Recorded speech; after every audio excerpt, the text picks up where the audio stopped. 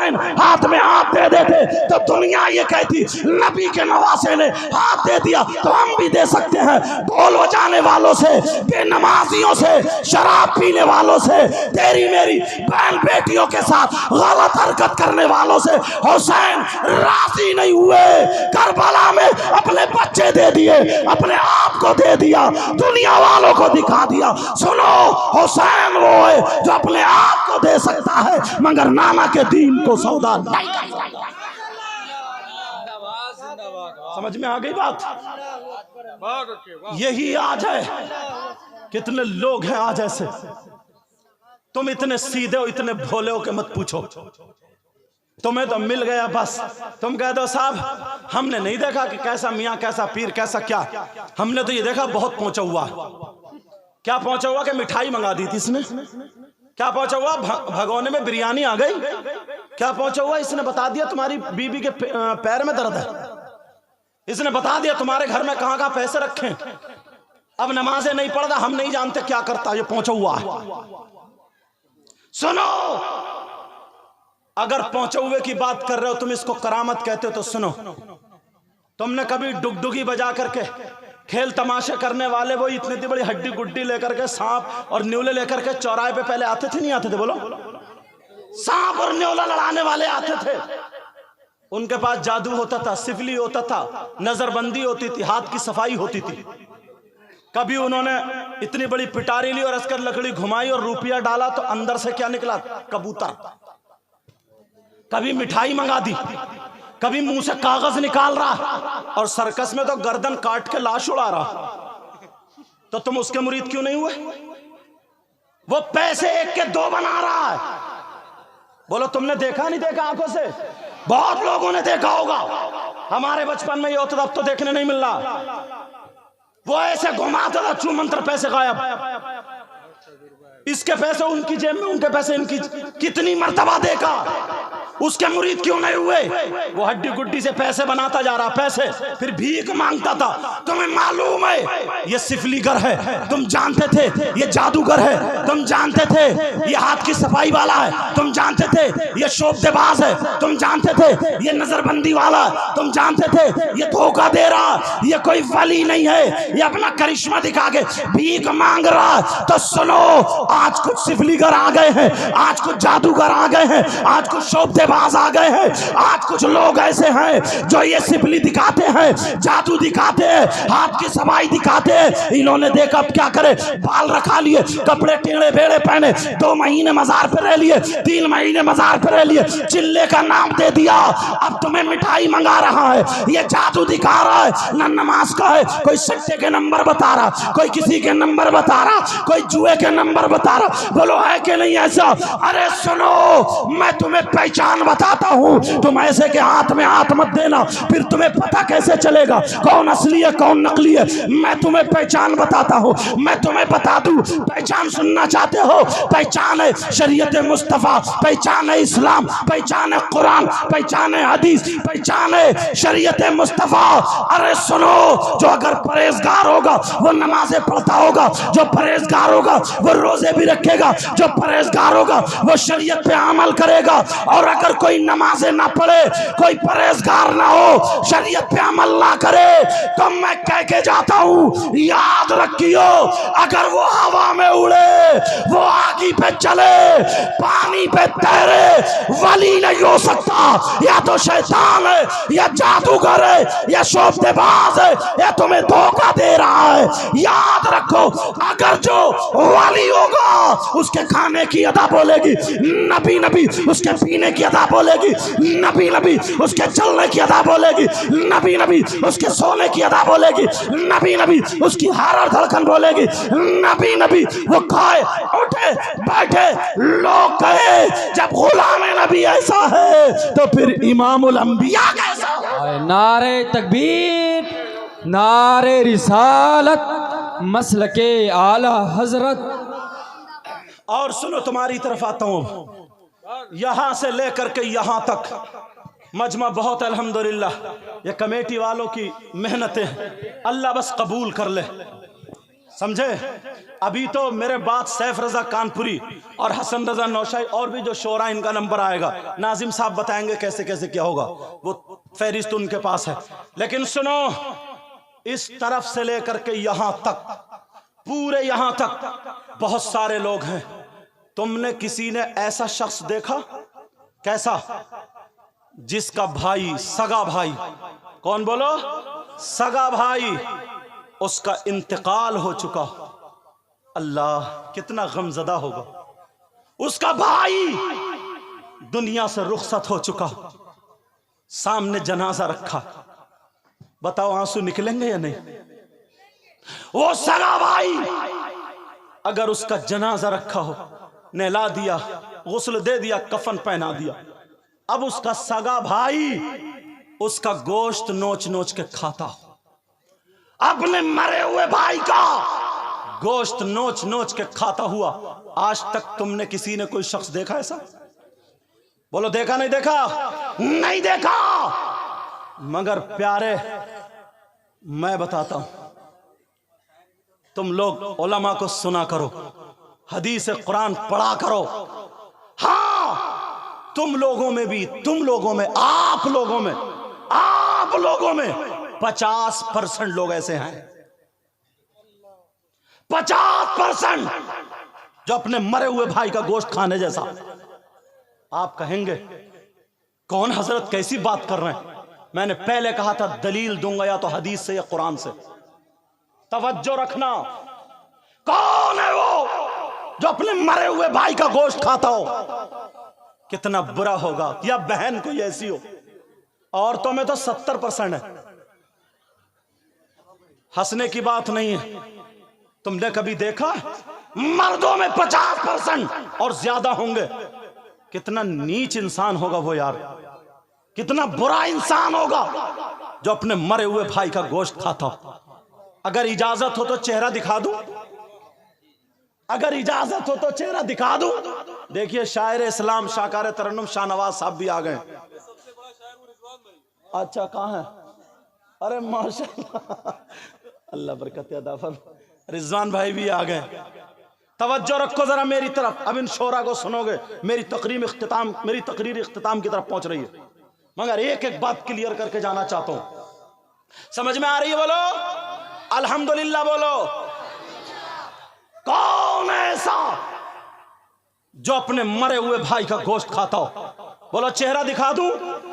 सुनना चाह रहे हो? मगर तौबा करोगे? तौबा करोगे? बोलो। अरे कोई ऐसा है जो अपने मरे हुए भाई का गोश्त खा सकता? कोई नहीं खा सकता। मगर मैं बताता हूं, सुनो, कुरान पढ़ा करो। तुम कुरान कहां पढ़ोगे? तुम्हें फुर्सत ही कहां मिलती। पहले लोग नमाज पढ़ने के बाद, सलाम फेरने के बाद तस्बीह निकालते थे जेब में से या मुसल्ले के नीचे से, तस्बीह पढ़ते थे, कुरान उठाते थे, मस्जिद में कुरान पढ़ते थे। और अब तो मोबाइल निकालेगा जेब में से और देखे कोई SMS तो नहीं आया, कोई कॉल तो नहीं आई है। सलाम फेरते ही मोबाइल पे। ध्यान कहां है? किधर है? तवज्जो कहां है?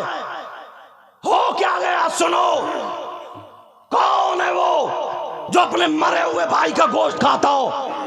अल्लाह फरमाता, कितने लोग ऐसे हैं जो एक दूसरे की गीबत करते हैं, कितने लोग ऐसे हैं जो चुगली करते हैं, पीठ पीछे बुराई करते हैं। और अब तो हम मौलाना लोगों में भी ये बला फैल गई है।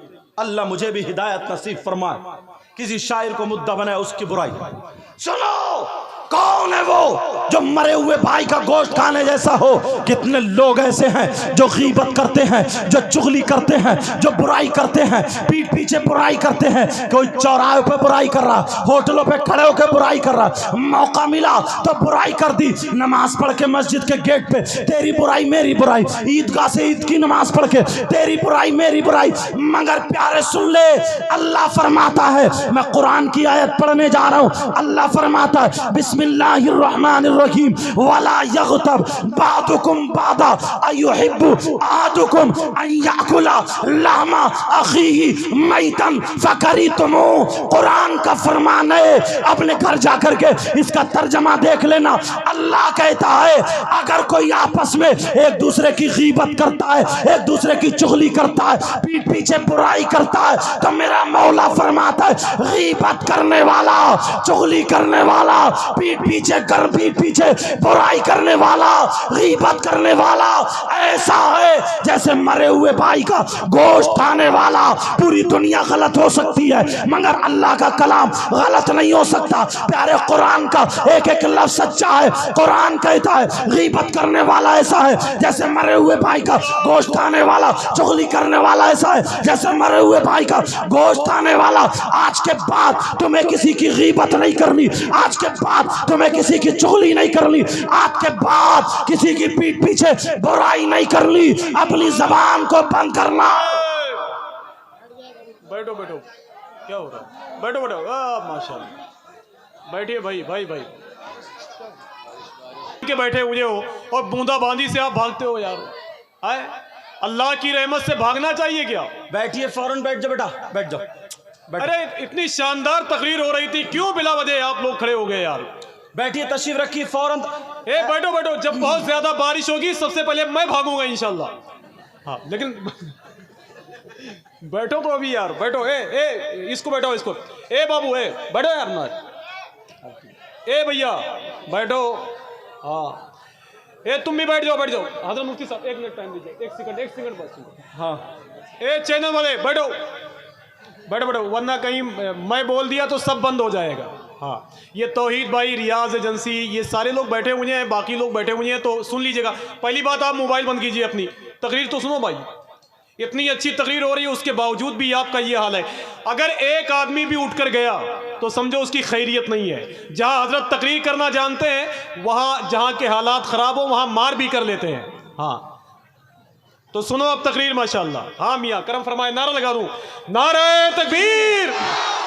और मिलके बोलो, जैसे भी भाग रहे थे ऐसे ही बोलो, नारे तकबीर, नारे रिसालत, मसलके आला हजरत, महफिले सरकारे गौसुल आजम अल्लामा सैयद मुकीमुर रहमान साहब क़िबला। हाँ तू माशाल्लाह। कलमा शरीफ पढ़िए सब लोग, कलमा शरीफ पढ़ें। ला इलाहा इल्लल्लाहु मुहम्मदुर रसूलुल्लाह सल्लल्लाहु ताला अलैहि वसल्लम। और पढ़िए एक मरतबा, ला इलाहा इल्लल्लाहु मुहम्मदुर रसूलुल्लाह सल्लल्लाहु ताला अलैहि वसल्लम। बुजुर्गों को ताक पसंद है। और पढ़िए, ला इलाहा इल्लल्लाहु मुहम्मदुर रसूलुल्लाह सल्लल्लाहु ताला अलैहि वसल्लम। अल्लाह का फरमान, जो गीबत करता है, जो चुगली करता है, जो पीठ पीछे बुराई करता है, अल्लाह फरमाता गीबत करने वाला, चुगली करने वाला ऐसा है जैसे मरे हुए भाई का गोश्त खाने वाला। आज के बाद कोई गीबत करेगा क्या? अबुल लैस समरकंदी लिखते हैं कि 2 औरतें नबी की बारगाह में गईं। 2 औरतें नबी की बारगाह में अपने मसाइल पूछने गईं। मसाइल के बाद आका इरशाद फरमाते हैं, उन दोनों औरतों से कहते हैं, क्या तुम अपने मरे हुए भाई का गोश्त खा के आई हो? दोनों औरतें, उनकी आंखों में नींद, उनकी आंखों में आंसू आ गए और कहने लगी, आका हमने गोश्त नहीं खाया। बस आखिरी जुमले सुन ले, फिर उसके बाद शोर था, क्योंकि बारिश भी आ गई। तवज्जो रखे मेरी तरफ। कहा मरे हुए भाई का गोश्त खा के आई हो? दोनों औरतें कहने लगी, आका हमने नहीं खाया। दूसरी मर्तबा फिर नबी ने फरमाया, तुम मरे हुए भाई का गोश्त खा के आई हो?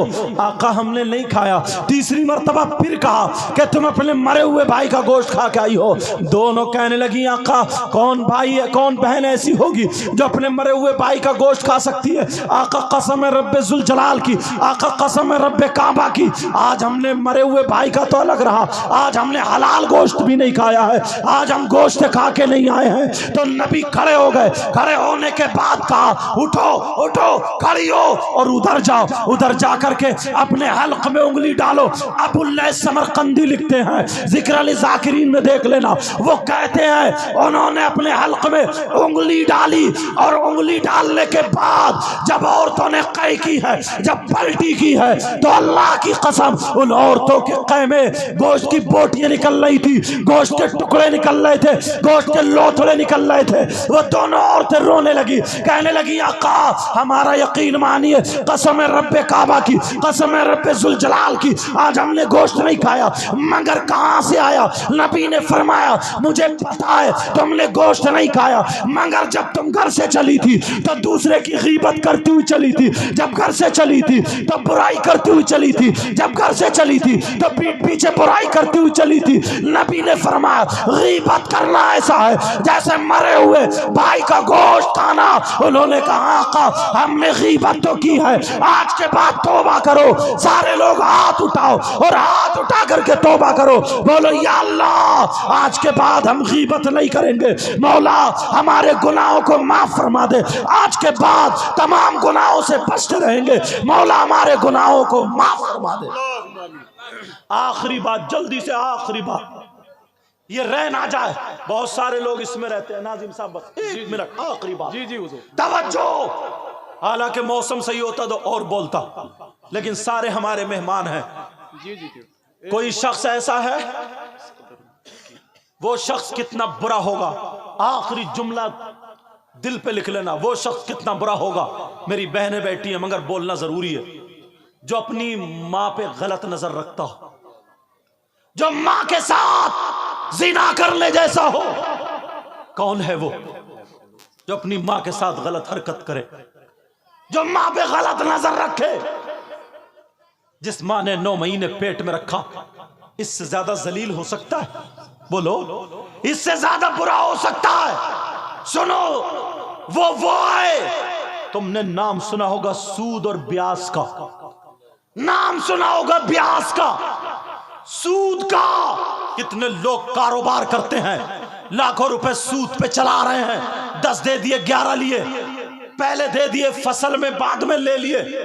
सूद का कारोबार करने वालों, सूद और ब्याज खाने वालों, नबी फरमाते हैं, आका फरमाते हैं, सूद का जो गुनाह होता है, इस गुनाह के 70 दर्जे हैं। एक हदीस में 73 का जिक्र भी आया है, मगर आका फरमाते हैं जो सूद लेता देता है, जो सूद खाता और खिलाता है, आका का फरमान सुनो, इस सूद का जो गुनाह है, उस गुनाह के 70 दर्जे हैं। इतना बड़ा दर्जा, इतना बड़ा, इतना बड़ा, तमाम दराजात में 70, जितने भी ये 70 दर्जे हैं, इन 70 दराजात में सबसे छोटा वाला दर्जा जो है, तमाम दर्जों को इकट्ठा करो, सबसे छोटा वाला दर्जा जो है, नबी फरमाते हैं उसका गुनाह ऐसा है, उसका पाप ऐसा है, उसका अज़ाब ऐसा है जैसे सगे बेटे का माँ के साथ जिना करना, सगे बेटे का माँ के साथ मुंह काला करना। प्यारे, आज के बाद सूद का कोई लुकमा ना आ जाए। कितने लोग जुआ खेलते हैं, कितने लोग सट्टा खेलते हैं, कितने लोग लोगों को पैसे हड़प लेते हैं,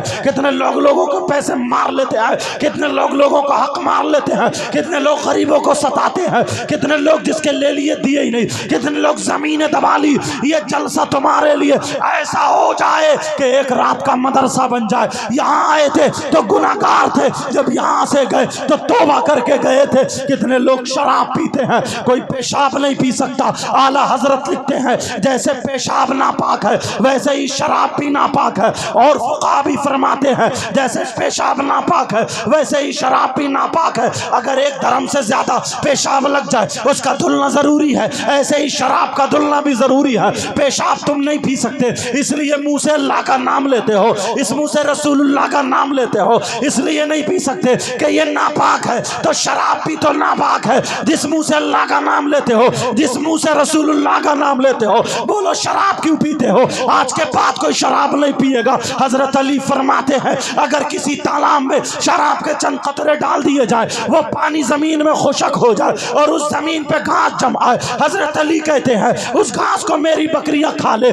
मेरी बकरियां चर ले, मेरी बकरियां पेट भर ले। तो अली फरमाते हैं मैं अपनी बकरियों का दूध भी नहीं पीऊंगा। शराब पीने वालों, हजरत अली से मोहब्बत करो और शराब को छोड़ देना, आज से तौबा करना, बियर नहीं पीना, शराब नहीं पीना, जुआ नहीं खेलना, सट्टा नहीं खेलना, किसी की बहन बेटी को मत तकना, तमाम बुरे कामों से तौबा करना। सब लोग तौबा करो, सब लोग तौबा करो, बोलो अस्तगफिरुल्लाह रब्बी मिन कुल्ली ज़ंबि व अतूबु इलैह। कलमा शरीफ पढ़िए, ला इलाहा इल्लल्लाह मुहम्मदुर रसूलुल्लाह व मा अलैना इल्लल बलाग। अस्सलामु अलैकुम व रहमतुल्लाहि व बरकातुहू।